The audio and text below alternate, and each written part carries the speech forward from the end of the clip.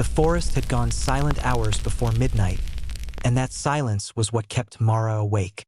She lay inside the tent, staring at the faint outline of the fabric above her, listening to the absence of wind, insects, and everything else that should have existed in a place like this. The stillness felt wrong, like the woods were holding their breath. She shifted slightly, trying not to disturb the sleeping bag beneath her, and glanced at the dim shape of her friend Rowan, who was curled up on the opposite side of the tent. He had fallen asleep quickly, exhausted from the long hike, but Mara's nerves refused to settle. They had chosen this remote stretch of forest because it was supposed to be untouched, a place where the trails were barely marked and the trees grew so densely that sunlight fractured into thin shards. Rowan loved places like this. Mara tolerated them, but tonight, something about the air felt heavy, as if the forest were pressing inward from all sides. She closed her eyes, trying to force herself to relax, when a strange sensation crept across her awareness. The tent fabric behind her felt warm. Not warm like body heat or the lingering warmth of the day, but warm like something was touching it from the outside. She froze, her breath caught in her throat. The warmth pulsed faintly, almost like a heartbeat. Her eyes snapped open. She didn't move. She didn't speak. She simply listened. Nothing. No footsteps. No breathing. No rustling. But the warmth remained. She slowly turned her head toward the tent wall. The fabric bulged inward by a fraction of an inch, barely noticeable unless you were staring directly at it. Mara's pulse hammered in her ears.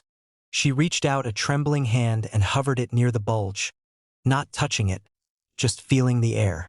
The warmth intensified, as if responding to her proximity. "Rowan," she whispered.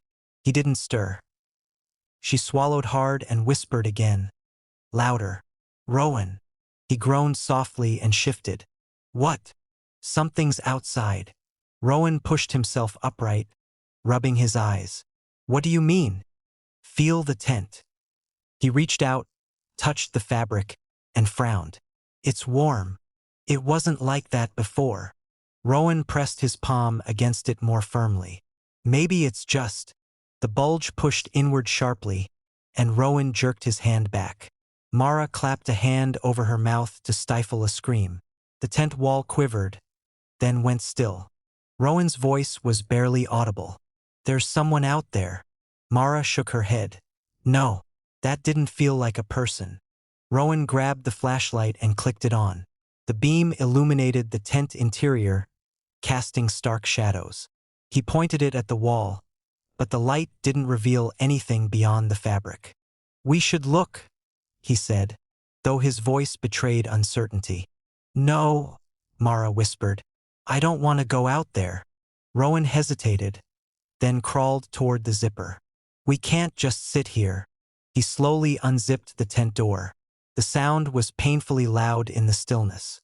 He poked his head out, sweeping the flashlight across the clearing. Mara held her breath. Nothing, just trees, darkness, and the faint outline of their extinguished campfire. Rowan stepped out. "It's clear." Mara reluctantly followed, hugging herself against the cold. The warmth she had felt inside the tent made the night air seem even more frigid. Rowan circled the tent, shining the light along the fabric. "No footprints," he said. "No animals. Nothing." Mara stared at the ground. The soil was undisturbed. No tracks. No signs of anything pressing against the tent. "Maybe it was just the fabric settling," Rowan offered. Mara glared at him. "Fabric doesn't pulse." Rowan didn't argue. He walked to the edge of the clearing, shining the light into the trees. "This place is weird," he muttered. They returned to the tent, though neither wanted to. Rowan kept the flashlight on as they settled back inside. Mara lay awake, listening to the silence, waiting for the warmth to return. Minutes passed, then an hour. Rowan eventually drifted off again. Mara didn't. She stared at the tent wall, her eyes burning from exhaustion. She almost convinced herself she had imagined it when the warmth returned. Slowly, subtly, like a hand pressing gently against the fabric. Mara's breath hitched. She nudged Rowan. "It's back." He sat up instantly. Where? She pointed. The bulge was faint but unmistakable. Rowan aimed the flashlight at it. The light hit the fabric, and the bulge retreated, sliding away as if melting into the darkness. Rowan's voice trembled. What the hell is that? Mara shook her head. I don't know. The warmth vanished. The silence deepened. Rowan zipped the flashlight into his jacket pocket. We're leaving at first light. Mara nodded. But dawn never came. Hours passed, and the darkness remained. Mara checked her phone. Dead. Rowan checked his. Also dead. The tent felt colder now, as if the warmth had been stolen from the air. Mara shivered violently. Then the warmth returned, this time on all sides. The tent fabric pressed inward from multiple directions, as if encircled by unseen bodies. Mara screamed. Rowan grabbed the flashlight and turned it on, but the beam flickered weakly, then died. The tent walls pulsed rhythmically, like breathing. Rowan scrambled for the zipper, but the fabric tightened, constricting inward, making the tent feel smaller. Mara felt the walls brushing her arms, her legs, her face. The warmth was suffocating. Cut it! Rowan shouted, fumbling for his pocket knife. He slashed at the fabric, but the blade snagged, as if the tent were resisting. Mara clawed at the walls, trying to push them away, but they pressed harder, molding around her fingers like pliable skin. Rowan slashed again. The blade tore through, and the warmth surged forward, spilling into the tent like a wave. Mara screamed as something unseen brushed past her, sliding along her arm with deliberate slowness. Rowan forced the opening wider. Go! Mara crawled through the tear, stumbling into the clearing. Rowan followed, gasping.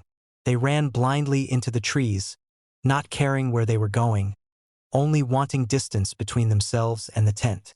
But the forest was wrong. The trees seemed closer together. The darkness felt thicker. The air was warm, unnaturally warm, like the breath of something enormous. Mara grabbed Rowan's hand. We're not alone. Rowan didn't respond. He was staring at something behind her. She turned slowly. The tent stood in the clearing, untouched, whole, as if it had never been cut. The fabric bulged outward now, as though something inside were pressing to escape. Mara backed away. Rowan did too. The bulge grew. The tent shuddered. Then the fabric split open from the inside. They ran, but the warmth followed, pressing against their backs, brushing their necks, pulsing with slow, deliberate intent. The forest swallowed their screams, and the darkness stretched on without end, as if dawn had been erased entirely. The warmth never left them, and the forest never let them go. The light appeared just after midnight, small, distant, and pulsing faintly through the fog like a dying star struggling to stay alive. Mara noticed it first.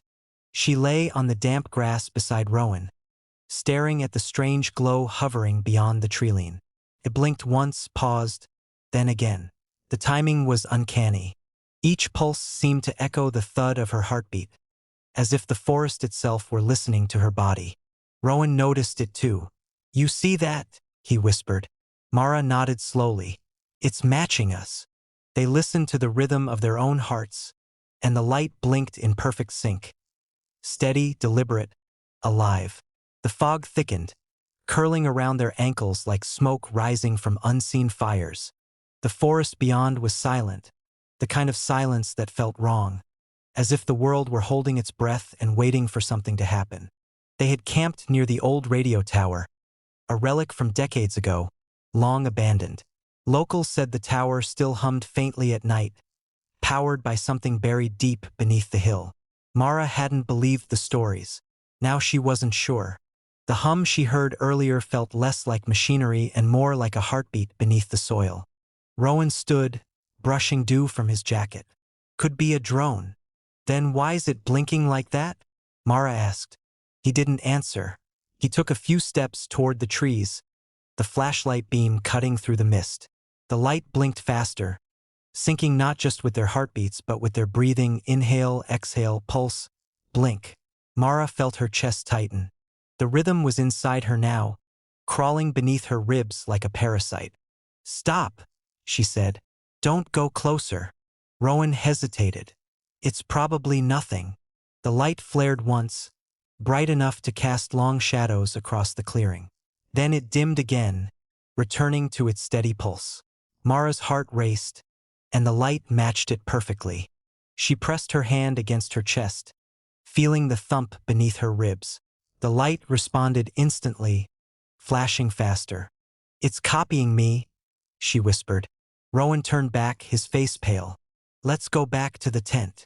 They retreated, but the light followed, slowly, steadily, weaving through the fog like a lantern carried by invisible hands. It never grew larger, never smaller, always keeping the same distance.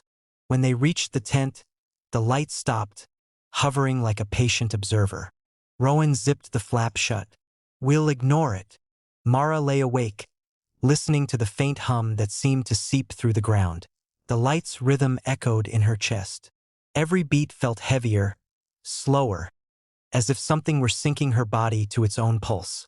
She closed her eyes, but the glow burned through her eyelids, imprinting itself in her vision like an afterimage she couldn't blink away.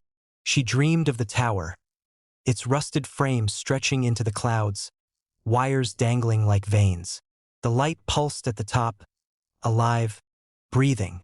Beneath it, something moved, shifting in the shadows like a creature waking from a long sleep. When she woke, the light was closer. It hovered just outside the tent, its glow bleeding through the fabric. Rowan was already awake, staring at it. "It's right there," he whispered. The light blinked twice, paused, then twice again. Mara realized it wasn't random. It was Morse code. She didn't know the translation, but the pattern repeated endlessly. The rhythm matched her heartbeat still, but now it felt invasive, as if her pulse belonged to it. Rowan grabbed his phone. "I'll record it." The moment he lifted the device, the light flared violently, flooding the tent with white. The phone screen went black. The flashlight died. The air grew thick and warm, vibrating faintly. Mara felt the ground tremble beneath her, as though something massive shifted below. "Rowan," she whispered. "It's angry." The light dimmed again, returning to its steady pulse. Rowan's breathing was ragged. "We need to leave." They packed in silence, stepping into the fog. The forest was different now. Trees leaning inward, branches twisted unnaturally, bark peeling like old skin. The light hovered ahead, guiding them toward the tower. No matter which direction they turned, it reappeared in front of them, always blinking, always watching. Mara's chest hurt. Each heartbeat felt like a hammer strike. The light blinked faster, almost frantic. "It's inside me," she said. Rowan grabbed her arm. "Don't say that." But she was right. The rhythm wasn't just matching her, it was controlling her. When the light slowed, her heart slowed. When it sped up, she gasped for air. She stumbled forward, unable to resist the pull, her body moving as if tethered to the glow. The tower loomed ahead, skeletal against the fog. The light floated to its base, then rose along the metal frame, climbing like a spider. It stopped halfway up, pulsing brighter. The hum grew louder, resonating through the ground and into their bones. Rowan shouted, "What do you want?" The light blinked rapidly, then froze. The hum ceased. For a moment, everything was still. Then the tower lights flickered to life, hundreds of them, scattered across the rusted beams, all blinking in perfect unison with Mara's heartbeat. She screamed, clutching her chest. The rhythm was unbearable, pounding through her skull like a drum. Rowan tried to pull her away, but she couldn't move. The lights brightened, merging into one colossal pulse that filled the sky. The fog glowed red, then white, then black. The air smelled of ozone and decay, like burnt wires and rotting leaves. "Mara!" Rowan shouted. She looked up. The light had taken shape. A figure outlined in luminescence, tall and thin, its edges flickering like static. Tilted its head, and the rhythm stopped. Mara's heart stopped with it. Rowan screamed. The light blinked once, and Mara collapsed. Then the rhythm resumed, but slower, deeper, alien. Her chest rose again, but her eyes glowed faintly, reflecting the same pulse as the tower. Rowan backed away. No! The figure turned toward him. The light blinked twice his heartbeat. He felt it seize his chest, sinking instantly. He gasped, clutching his ribs. The tower hummed louder, feeding on the rhythm of two hearts now. He ran, stumbling through the fog, but the light followed. Every step he took, every breath, every beat, it mirrored him. He could feel it inside his veins, pulsing like electricity. He reached the edge of the forest, but the world beyond was gone. Only fog, only light, only rhythm. He fell to his knees, panting. The light hovered above him, blinking faster and faster until it became a constant glow. His heartbeat raced to match it, then faltered. He felt warmth spread through his chest, then cold.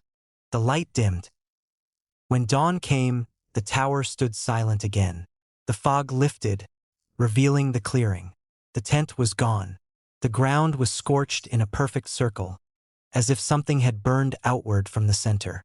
A single light blinked faintly at the top of the tower, steady, rhythmic, alive.